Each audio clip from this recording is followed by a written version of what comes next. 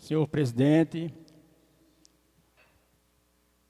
colegas da mesa, colegas vereadores, público presente. Meus colegas, eu tenho algumas preocupações com relação a algumas questões que acontecem em nossa cidade e que a coisa vai se acomodando e vai ficando e não se resolve e o tempo vai passando. Então, eu gostaria muito que esta casa fosse protagonista de alguma das grandes discussões que essa cidade precisa. No entanto, não é. Eu vim para aqui hoje para abordar algumas questões com relação à nossa cidade. Por exemplo, a agência do Banco do Brasil fechada há quase um ano. A agência foi estourada no dia 7 de novembro do ano passado.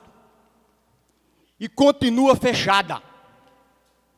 E a gente tem que assumir aqui parcela de culpa, nós, por não termos tido a grandeza de fazermos uma mobilização e ir atrás em Recife, em superintendência em Caruaru, seja lá onde fique. Porque isso é um absurdo. Um ano sem a maior agência da cidade. Semana passada, eu próprio precisei fazer um pagamento de um DARF, que é aquele guia de recolhimento da Receita Federal, e tive que me deslocar até Monteiro, porque a agência aqui funciona, mas não está mexendo com espécie, com dinheiro, com o papel. Então é preciso que esta casa faça um documento, juntamente com o prefeito, juntamente com o juiz, com o promotor, enfim, com todas as autoridades, e que a gente exija a abertura dessa agência. Isso é uma vergonha. Isso é uma vergonha para todos nós.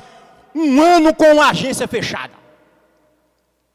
E neste momento, todos têm que assumir a sua parcela de culpa. Não podemos mais pecar por omissão a essa altura do campeonato. Isso não existe em cidade nenhuma. Qualquer outra cidade em que um episódio como esse tivesse acontecido, eu tenho quase que a certeza que já teria sido resolvido. Então é preciso que nós assumamos nossa parcela de culpa e que nos mobilizemos a partir de agora para tentar resolver essa questão tão grave e tão vergonhosa para todos nós, que é o fechamento de uma agência bancária, a maior da cidade, há quase um ano. E aí, senhores, outra questão aqui de Sertânia que a gente precisa discutir, trazer à tona para que se resolva de forma parcial, é a questão do abastecimento d'água. Fui procurado a semana inteira por pessoas reclamando de que não chega água em suas residências. Há muito tempo. Tem localidade por aí que está há mais de 30 dias que não chega uma gota d'água. E aí a gente vai se inteirar do problema, porque eu, como já disse aqui várias vezes, não gosto de ser inconsequente e de estar fazendo acusações quando não tenho um pleno conhecimento do problema. E a gente vai procurar pessoas que podem nos informar, e a gente vê muito bem, o açude Barra está cheio, porque não tem água nas torneiras de Sertânia. A desculpa anterior não era que não tinha água, hoje tem água. E por que há tanto tempo não tem uma resposta para a população? Então é preciso também que esta casa se mobilize, que a gente faça documento e solicite que a gerência da Compesa mande para a população, divulgue em carro de som, divulgue em rádio ou em panfletos, um cronograma de abastecimento d'água para a cidade. Não se pode ficar numa situação como essa. A Compesa de Sertânia é gerida fora de Sertânia, por Arco Verde. 2 funcionários antigos da casa, há mais de 15 anos, transferido. Enquanto isso, vários contratos existem na cidade. E água que é bom nas torneiras não aparece para a população. Todos reclamam e todo santo dia quando se sai, você vai encontrar alguém que reclame dessa problemática. Eu sei que não temos condições de ter água todos os dias nas torneiras. Mas é preciso que se tenha um cronograma, que cada bairro, que cada rua saiba, tenha pelo menos uma previsão de quando é que a água vai chegar. Há vários dias, 2 bombas da Compesa estão queimadas. E não é resolvido o problema. E a população fica à mercê de nenhuma informação por parte de um órgão público que deveria, sim, prestar informação à população de Sertânia. E a gente vem à tona mais uma vez, meus amigos, com a questão da segurança. Está aí os últimos dias em Sertânia.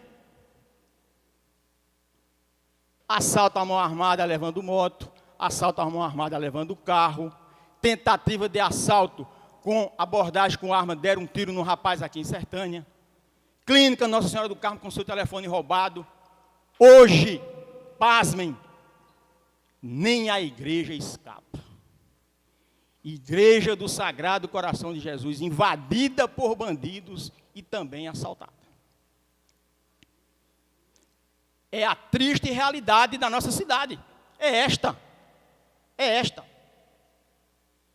E aproveitando a oportunidade, eu quero dizer aqui ao excelentíssimo senhor vereador Tadeu Queiroz, que esta reivindicação que Vossa Excelência falou aqui, nós já entregamos em mãos ao então secretário de Segurança Pública do Estado de Pernambuco, o então secretário à época, Ângelo Gioia.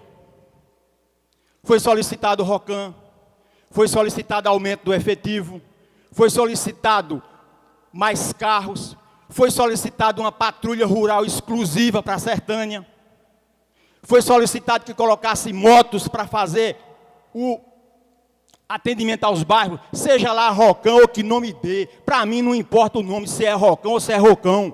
O que importa é que as motos ou qualquer outro tipo de viatura esteja para atender a população. Agora, isso jamais será resolvido enquanto não for ofertadas as condições de trabalho para os policiais, para o delegado e para todos que estão envolvidos nesse processo, senhores. Estivemos visitando o novo delegado de Sertânia. Não tem condições de trabalho. Ele estava trabalhando porque trouxe o seu computador e a sua impressora pessoal, quando isso deveria ser ofertado pelo Estado. Então não adianta colocar gente na rua se não tem condições de trabalho, se não tem viatura, se não tem coletes apropriados, se não tem armamento à altura daquilo que os bandidos estão usando. Então, esses são alguns dos grandes temas que essa casa precisa ter a grandeza de encabeçar e de começar a cobrar e de começar, sim, juntamente com o Poder Executivo e com outros poderes, dar uma resposta à população que está refém de tudo isso que a gente tem falado aqui há muito tempo. E as coisas, como eu disse, acontecem e não se resolvem. Outro exemplo da incapacidade, da ineficiência e da diversos problemas da burocracia. Casa do juiz e do promotor. Foi o primeiro pedido feito nesta casa no meu primeiro mandato de vereador. O meu primeiro documento apresentado a esta casa foi para que a gente encaminhasse um documento para que se resolvesse a questão da casa do juiz e do promotor.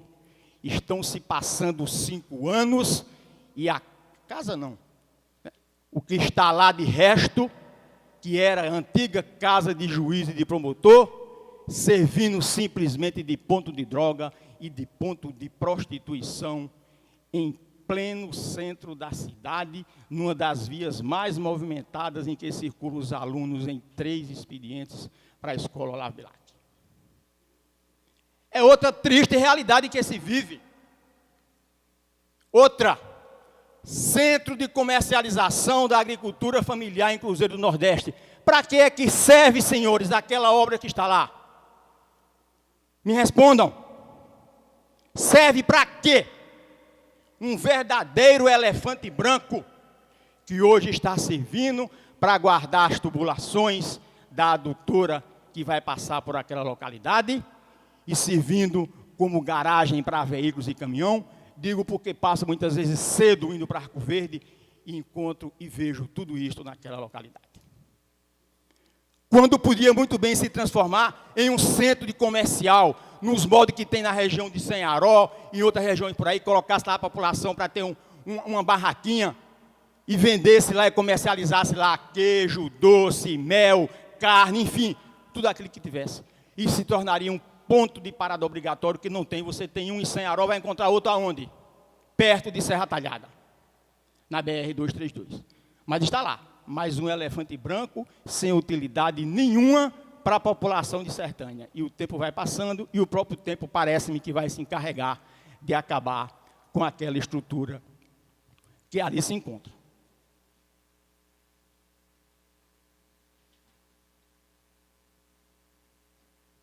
Então, senhores, são essas as questões que a gente precisa levantar, que a gente precisa discutir, para que a gente tente pelo menos resolver. Pedir para que não pequemos tanto por omissão e para que a cidade nossa não continue sendo aquilo que muitos hoje ainda dizem, como alguns dos mais antigos. Doutor, é a Lagoa de Baixo, e de a Lagoa de Baixo nunca vai sair. Eu queria morrer e não mais estar ouvindo da boca de muitos essa triste frase, que é mais do que uma tapa na cara de cada um de nós. Viver eternamente é como o Brasil, viver eternamente como o país do futuro, que nunca é. E a gente vai aceitando isso de forma muito passiva, sem tomar as atitudes que precisam ser tomadas. Então, senhores, para encerrar aqui as minhas palavras no dia de hoje, eu queria apenas mais uma vez aqui fazer um pequeno lembrete. Alguns daqueles que saíram às ruas há um ano atrás, porque o golpe completou um ano, dizendo que com a queda de Dilma tudo ia melhorar e que nós iríamos nos transformar em um verdadeiro paraíso. Está aí. Dilma foi retirada por um golpe parlamentar, jurídico e midiático. Gasolina custava em torno de R$3. Hoje está a R$4,15, com aumento semanal. E ninguém diz nada. Cadê os batedores de panela? O governo de Dilma tinha 3,4% de desempregados no país, a menor taxa de todos os tempos. Hoje o país está com 14% de desempregados. Isso são apenas dois simples exemplos daquilo que esta nação vive nos dias atuais, com a passividade e com a aceitação de muitos. Talvez porque queiram ver Lula preso. Um minuto. Talvez porque queiram ver Lula preso, porque todo dia se acusa Lula sem prova, e a gente chegou ao absurdo daqueles que acusam Lula sem prova, passa como uma verdade absoluta. Essa é a realidade em que a gente vive, em que se tenta crucificar, condenar sem nenhuma prova, o maior presidente da história desse país. E para terminar, senhor presidente, apenas fazer aqui um complemento ao meu colega Edmundo Alves com relação a quando eu abordei aqui a questão das licitações, apenas para lembrar a Vossa Excelência que naquele valor que Vossa Excelência citou aqui, já tinha sido adquirido antes R$85 mil. Então, são R$585 mil, sim, com relação à licitação de combustível, e que se a gente for fazer aqui uma conta pequena, pneu dura em torno de 50 mil quilômetros. Se o município tiver 100 veículos, e cada pneu for 1.000, eu comprar 4 pneus para cada carro, dará R$400 mil. A não ser que os meus neurônios tenham já se acabado e eu esteja tendo pouco entendimento com relação a essas coisas, e eu gostaria que se justificasse realmente um valor tão alto para licitações de pneus em nosso município. Boa noite e muito obrigado.